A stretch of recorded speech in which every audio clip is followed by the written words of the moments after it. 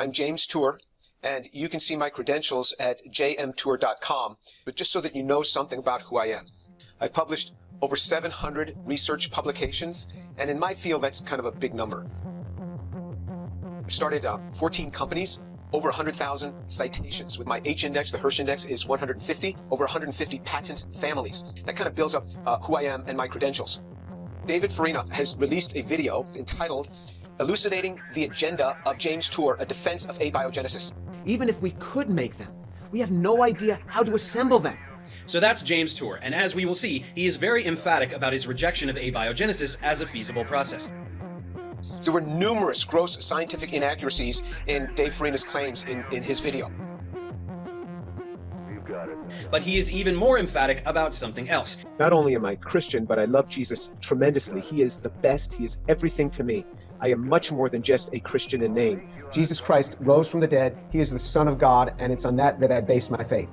So that should give you a better picture of the headspace he is coming from.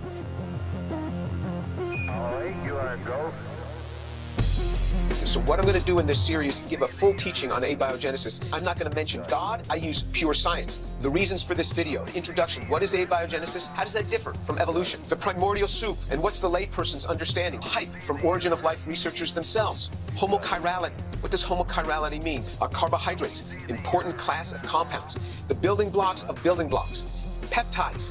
The nucleotides. Then we'll have some intermediate summary so we can assess where we've come from. And then we'll talk about lipids and the cell membrane, chiral-induced spin selectivity, constructing a cell, and the assembly problem. Pull together all the lectures into one big summary.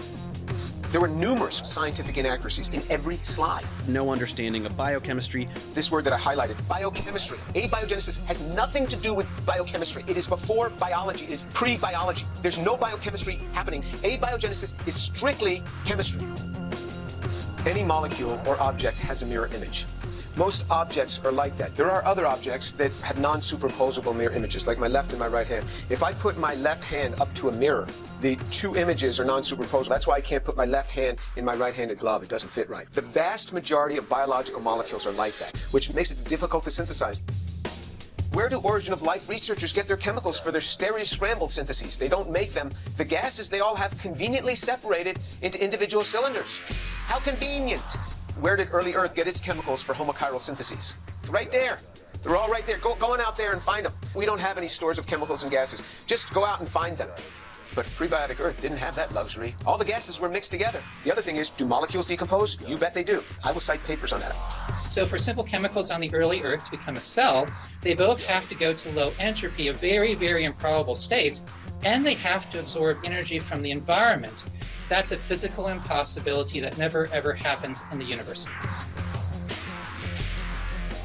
So literature methods were used to make several of his precursors, but let's just take one of them. It wasn't even described in those 90 pages. Well, so you go to the supplemental of this reference and you find 105 pages. 105 pages, in addition to those other 90 pages of those sort of little procedures all referenced out. Here's what they had to go through to make this compound, plus 9 more pages of characterization data. In this paper, they didn't start from something that you can buy. You had to make this. Here's the article, and there is that compound, and that compound conveniently goes back to D-glucose.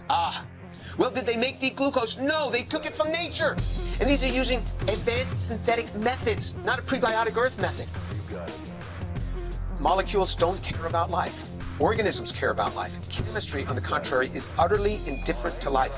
Without a biologically derived entity acting upon them, like a human being, molecules have never been shown to evolve toward life. Never. You got it.